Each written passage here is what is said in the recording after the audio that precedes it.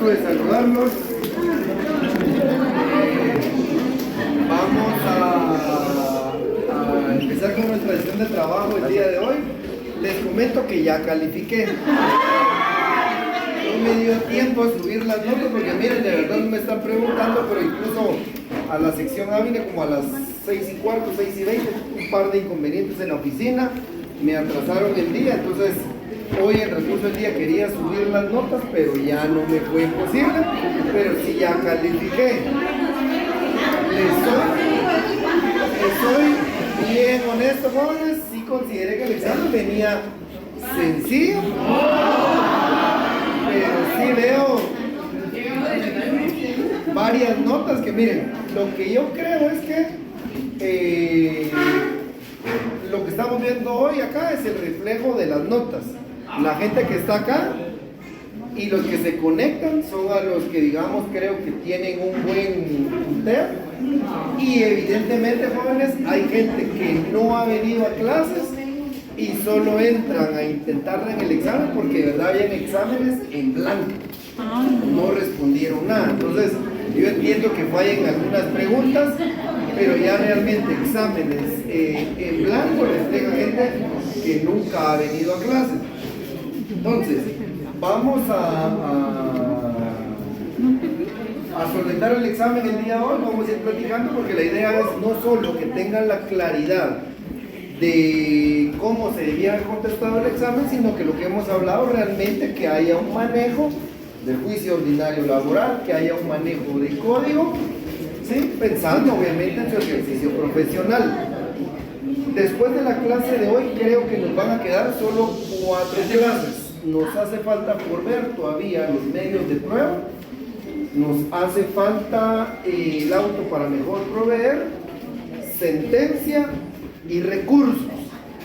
Dudo muchísimo que nos vaya a dar tiempo ver el juicio ejecutivo, pero vamos a tratar todavía de verlo en lo que tengamos en las 4 clases. Creo que el día lunes de la siguiente semana pues voy a tratar de mandar temprano el link para que avancemos lo más que podamos. Y nos van quedando a lo sumo 4 clases, considero yo. Entonces sí hay que sí tenemos que correr un poquito porque todavía nos queda contenido por ver. Un trabajito, un paquete de no me caería mal, que la nota de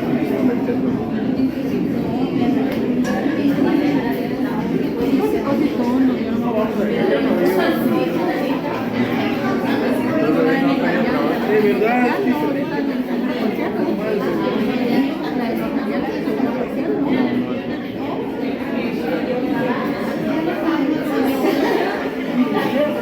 Bueno, entonces vean, jóvenes, vamos a resolver el examen y ahí se van a dar ustedes cuenta que realmente las respuestas estaban en un número reducido de artículos.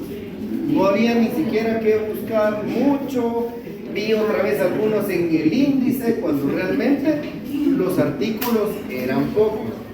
En las de subrayar, la primera serie de subrayar, muchos fallaron en más de una respuesta. Realmente la mayoría tenía 2 o 3 buenas, tenía 2 y 3 malas en las de subrayar, a pesar de que estimé que de verdad venía bastante sencillo. Entonces si quieren vamos a empezar con el examen, a resolverlo y vamos a ir dándonos cuenta de qué era lo que teníamos que responder. Bueno, primera pregunta. ¿Cuál de los siguientes requisitos no es obligatorio consignarlo en el escrito de demanda? 1.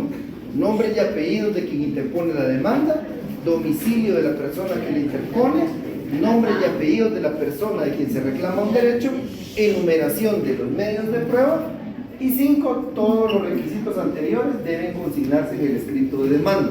El domicilio. El domicilio era un requisito que no era obligatorio. Y se recuerdan que cuando empezamos nuestro esquema siempre les dije, la demanda, artículo 332, ahí están los requisitos. Solo era ir al artículo 332 y verificar que en la literal B, en lugar de domicilio, ¿se acuerdan que lo hablamos? Dije, el código de trabajo tiene la particularidad que pide la vecindad. Y les dije, en la práctica siempre sucede que como los abogados tenemos ya ese tema de hacer las cosas a veces automáticas, ponemos el domicilio y no la vecindad y le ponen un previo. Entonces, la respuesta correcta era el requisito, que no es obligatorio, era el domicilio. Artículo 332, Código de Trabajo. Sigamos. ¿Cuál de las siguientes medidas precautorias se debe decretar con la sola solicitud de la medida? Embargo, arraigo, secuestro de bienes, ninguna medida precautoria puede otorgarse con la sola solicitud. Respuesta. Artículo 332. Si usted manejaba su código, la pregunta 1 y la pregunta 2, ahí mismo tenían la respuesta, el fundamento. El arraigo establece el artículo 332 que se debe decretar con la sola solicitud. Y recuerdo que hablamos en clase que era una medida poco efectiva porque al final, si bien es cierto, no le permite a la persona viajar, no garantiza el cumplimiento del pago de las prestaciones. ¿Sí? Siguiente. ¿Cuál de las siguientes excepciones previas del derecho civil se puede plantear como excepción dilatoria dentro del juicio ordinario laboral? Litispendencia, prescripción, cosa juzgada. Todas las anteriores se pueden interponer como excepciones dilatorias dentro del juicio ordinario laboral. Todas. Solo la litispendencia. Solo la litispendencia se puede interponer como excepción dilatoria. Hablamos en clase que pago, prescripción y transacción se pueden interponer en el juicio ordinario laboral, pero como excepciones perentorias, porque el hecho de que se interpongan como dilatorias y que el juez las declare con lugar sería el equivalente a que estuviera rechazando la demanda, y por el principio de poco formalismo no tiene facultades el juez para rechazar la demanda. Por eso repito, pago, prescripción y transacción se pueden interponer, pero como excepciones perentorias. 4.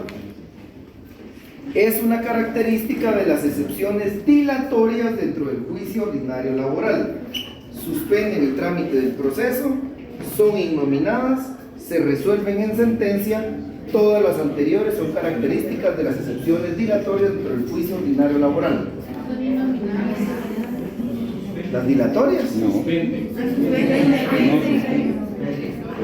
Suspenden el trámite del proceso, porque recuérdense que la dilatación tiene como consecuencia depurar el proceso para que se lleve de la manera correcta.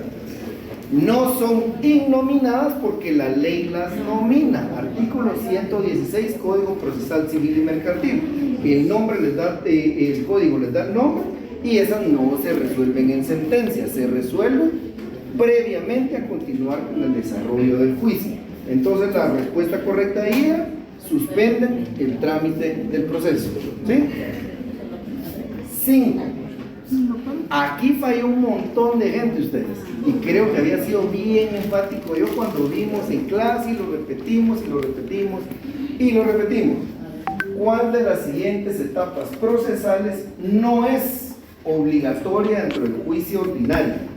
La contestación de la demanda, la etapa de conciliación que se da antes de iniciar la audiencia del juicio ordinario laboral, la etapa de prueba, la etapa de conciliación que se da después de contestar la demanda y antes de iniciar la etapa de prueba. Todas las etapas procesales anteriores son obligatorias. Pero ahí por lo que las fórmulas se ponen en conciliación. ¿Cuál es entonces la respuesta? la 2. La etapa que no es obligatoria es la que se da antes de la audiencia, porque esa etapa es facultad del juez. Artículo 66, literal D, ley del organismo judicial. Y yo les dije, 66, literal D, creo yo, ley del organismo judicial. Si me equivoco con algún fundamento, me corrigen, por favor. Se los dije. Esa les dije que en la práctica todas inician todas las audiencias inician con esa etapa de conciliación. El juez siempre va a tratar de conciliar para evidentemente evitar o descargarse un poco la carga de trabajo. Y les mencioné que la otra etapa es obligatoria. Aunque ya haya fracasado la primera conciliación, por obligación el juez abre audio y les pregunta a las partes si tienen algún ánimo de conciliación, aunque sepa que ambos van a decir, señor juez, ningún ánimo de conciliación. Esa segunda etapa sí es obligatoria. Hay gente que respondió que la etapa de prueba no era obligatoria. Entonces imagínense cómo vamos a ir a un juicio pensando que no es obligatorio en la etapa de prueba. Ahí fue donde me di cuenta que realmente esa era la gente que no ha venido a ninguna clase, o sea, gente que venía de verdad a probar suerte. Entonces, primera serie. Segunda serie, primera pregunta. Cuando se dicta la resolución en donde se da trámite a la demanda de juicio ordinario laboral y en la cual se señala día y hora para que las partes comparezcan a juicio oral, dicha resolución debe notificarse a más tardar. Artículo 328. Artículo 328. Ahí nos está diciendo.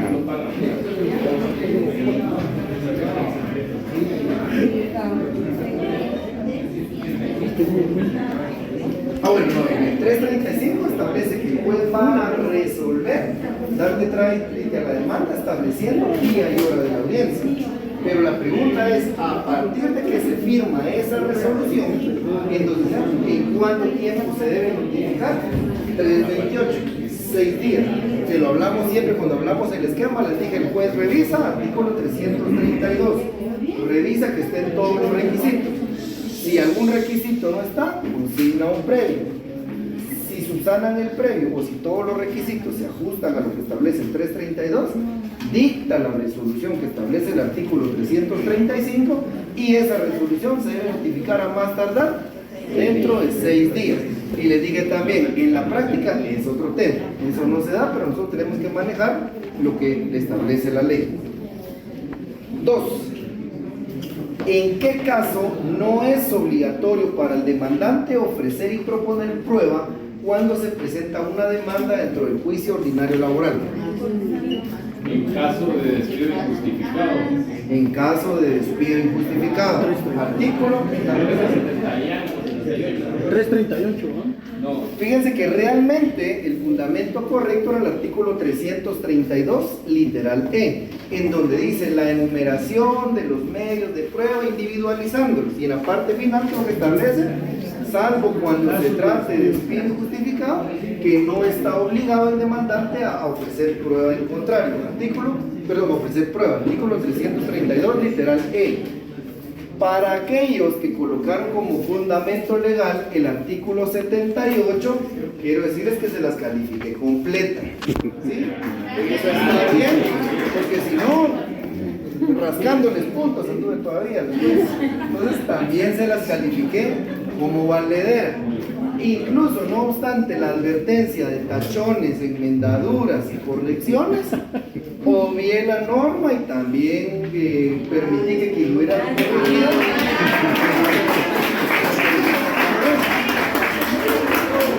sí les digo que algunos cuando corrigieron equivocaron la respuesta, pero ahí sí que ya cada quien sabrá.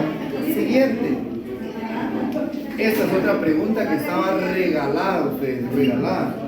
¿Qué plazo debe mediar entre la citación a la audiencia del juicio ordinario laboral y la fecha de la audiencia? ¿Quién dijo 24 horas? 3 días. 3 días. Artículo 337. Artículo 35. Artículo 337. Y les digo, yo recuerdo que en clase hasta les recomendé que le pusieran un epígrafe, emplazamiento, y varias gente falló en esta pregunta a pesar de que creo que estaba bastante accesible. 4. ¿En qué momento procesal se deben interponer las excepciones dilatorias?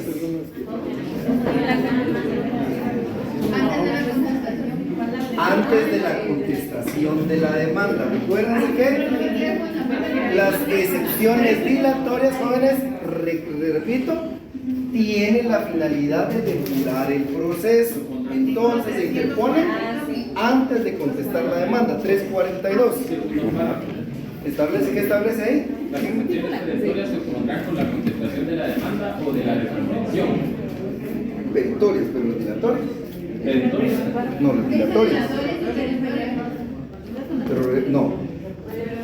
Pero está separado. Las perentorias con la contestación de la demanda. Las dilatorias antes de contestar la demanda. ¿Qué dice? ¿Qué establece ahí, por favor? Las dilatorias. Estamos en las dilatorias. Dice previamente a contestar la demanda o la reconvención y en la audiencia señalada para tal efecto se opondrán y probarán las excepciones. Ahí está. Previo a contestar la demanda se interponen las excepciones dilatorias. Las perentorias sí son con la contestación de la demanda porque son las que atacan la pretensión del actor. Artículo 342. Seguimos. Pregunta 5. Si una de las partes procesales por motivo de enfermedad no puede presentarse a la audiencia de juicio ordinario laboral y le es imposible presentar la excusa antes de la audiencia, ¿qué plazo tiene para presentar la misma después de la hora señalada de la audiencia? 4 horas. Artículo 336. 336. Regalada, ¿ah? Ahí no hay que entrar a discutir mucho. Siguiente. Si la parte actora quiere ofrecer prueba pertinente para contradecir las excepciones planteadas por el demandado y no la hace durante la audiencia, ¿qué plazo tiene para hacerlo después de la audiencia? Fundamento. 344. Recuérdense que la ley permite que cuando se plantea alguna excepción, sea dilatoria o perentoria, el actor tiene la facultad de proponer prueba en contrario de esas excepciones y lo puede hacer dentro de la misma audiencia o en un plazo de 24 horas posteriores. Artículo 344. Siguiente. ¿En qué momento se pueden interponer las excepciones de pago, prescripción, cosa juzgada y transacción dentro del juicio ordinario laboral? Cualquier tiempo, cualquier momento. Artículo. 342. Recuérdense que las excepciones de pago, prescripción, cosa juzgada y transacción son denominadas como excepciones privilegiadas porque se pueden interponer en cualquier tiempo mientras no se haya dictado sentencia en segunda instancia. Artículo 342. Siguiente. ¿Qué requisitos se necesitan para que sean otorgadas por el juzgado de primera instancia de trabajo y previsión social las medidas precautorias solicitadas? Acreditar la necesidad de la medida. Acreditar la necesidad de la medida. Artículo. Es el artículo 332. ¿Se dan cuenta? Tercera respuesta en el mismo artículo. El requisito del domicilio. Estaba la medida del arraigo. Tercera pregunta en el mismo artículo 332. No tenía ni que buscar mucho dentro del código porque ahí venían 3 respuestas. Para poder acreditar, para poder otorgar las medidas precautorias, quien la solicita debe acreditar la necesidad de la medida. Y yo les dije en clase que en la práctica casi no se otorgan medidas precautorias. ¿Por qué? Porque para el demandado es muy difícil acreditar, ¿sí?, que está viendo un movimiento del capital de la parte demandada o que está sacando dinero de las cuentas, etcétera. Les comenté que prácticamente eso en la práctica no se da. Es muy complicado este punto de acreditar la medida. 9. Si extraordinariamente el juzgado debe señalar una tercera audiencia de recepción de prueba, la misma se realizará a partir de la segunda comparecencia. ¿Dentro de qué término? 8 días. Artículo 346, cuarto párrafo. Creo que otra pregunta, igual sin mucho que discutir, el código es claro. En cuánto tiempo habla de una segunda audiencia de prueba que debe darse dentro de 15 días y extraordinariamente una tercera audiencia de prueba dentro de un término que no exceda de 8 días. Pregunta 10. Si el demandado fue debidamente citado a la audiencia de juicio ordinario laboral bajo apercibimiento de prestar confesión judicial y este no comparece sin justificación, el juez deberá dictar sentencia después de celebrada la audiencia respectiva. ¿Dentro de qué plazo? Artículo 358. Recuerda que también lo vimos la rebeldía, vimos la confesión ficta. Cuando se propone la audiencia, la prueba de confesión judicial, la persona está debidamente apercibida, ha sido debidamente notificado. Si no se presenta a la audiencia, el juez en 48 horas debe dictar la sentencia en donde ha sido declarado confeso. Siguiente, 11. ¿Cuál es el momento procesal oportuno para que el demandado ofrezca y particularice la prueba en que basa su argumentación? Contestación de la demanda.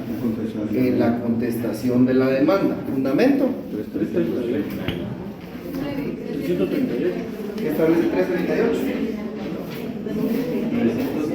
39. ¿Qué establece? Lo está incluido en los artículos 332, 333 y 334. Es aplicable a la contestación de la demanda, a la convención y a la contestación de esta en su. Pero ahí no. Teníamos que irnos a los artículos. Vean el 344. 344. 338 es Toda prueba que no hubiera sido propuesta por todo el mundo. ¿Sí? 344. Si no hubiera. Sí, 344, segundo párrafo. Vean. Hubiera remitiendo entre las partes, después recibirá inmediatamente las pruebas ofrecidas. Toda prueba que no hubiera sido propuesta concretamente en la demanda o judicial. Igualmente en la constitución de la demanda, así como la impertinente o contra derechos constitucionales. Entonces ahí estamos. Entonces se acuerdan que hablamos que la prueba había que ofrecerse y particularizarse. Creo que esa fue una clase presencial y hablamos. La prueba del actor en la demanda, la del demandado en la contestación. Si hay reconvención, ahí se propone la prueba. Y si se va a contestar esa reconvención, ahí mismo se propone la prueba en contrario. Entonces la respuesta correcta era el momento oportuno para ofrecer y particularizar la demanda para el demandado es en la contestación de la demanda. ¿Sí? 2 puntos. 15 preguntas directas y 5 de subrayar. 20 preguntas. Todas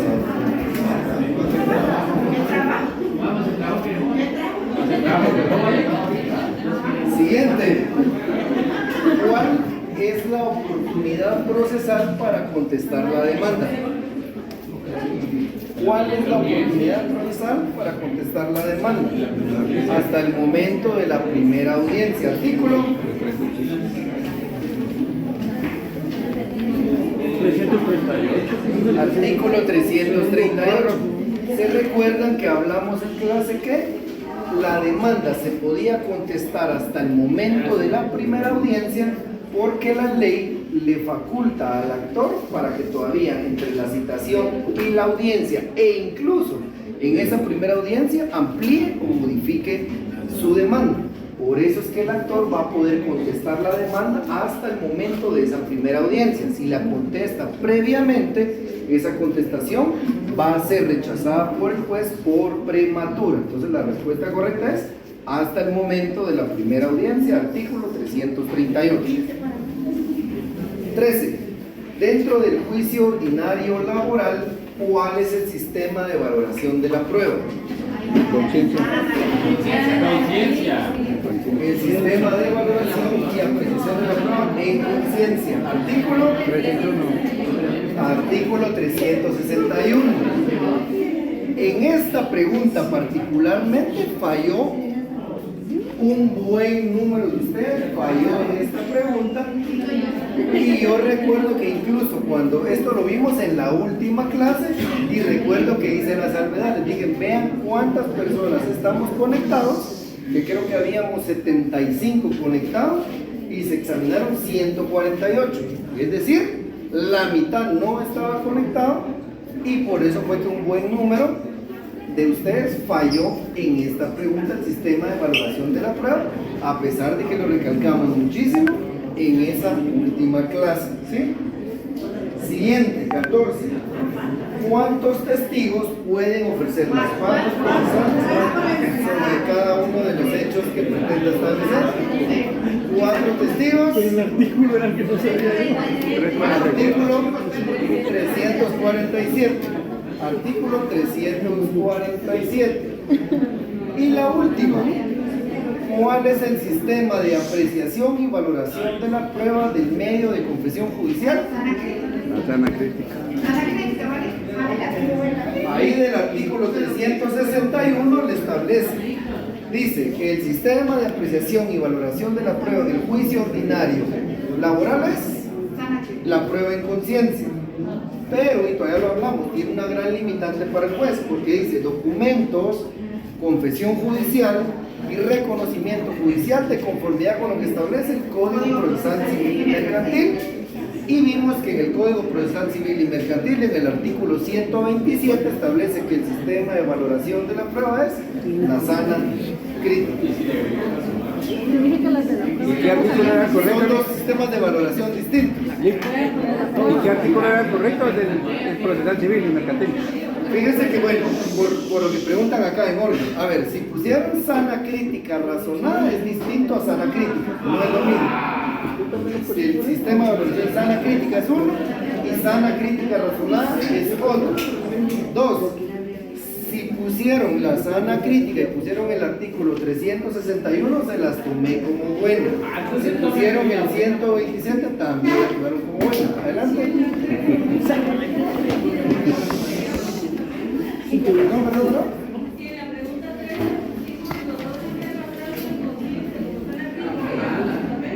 Sin fundamento.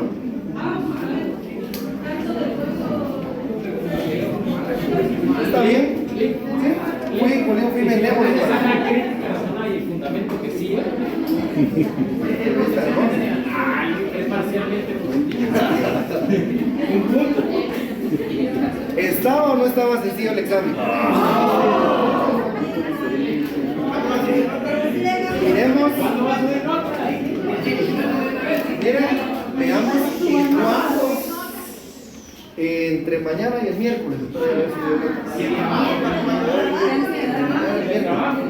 Si se dan cuenta, en pocos artículos estaban todas las respuestas.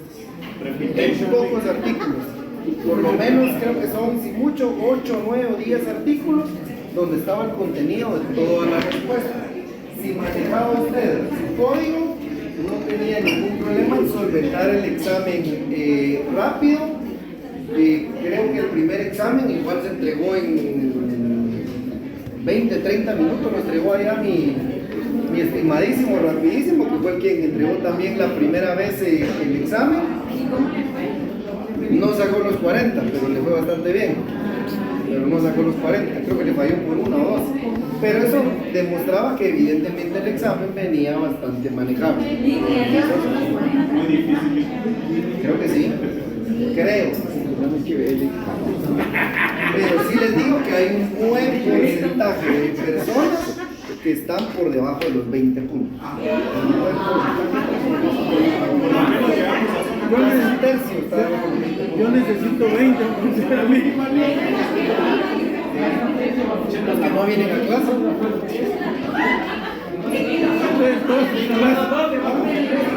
Estoy en todas sus clases.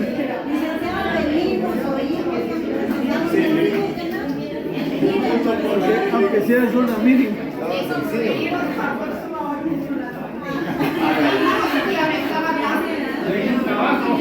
Ya está. ¿Dudas o consultas? Examen.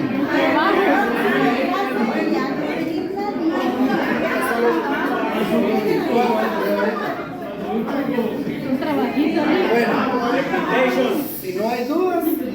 llegamos hasta aquí el día de hoy. Como les digo, vine tarde a primera hora, no pudimos avanzar. Nos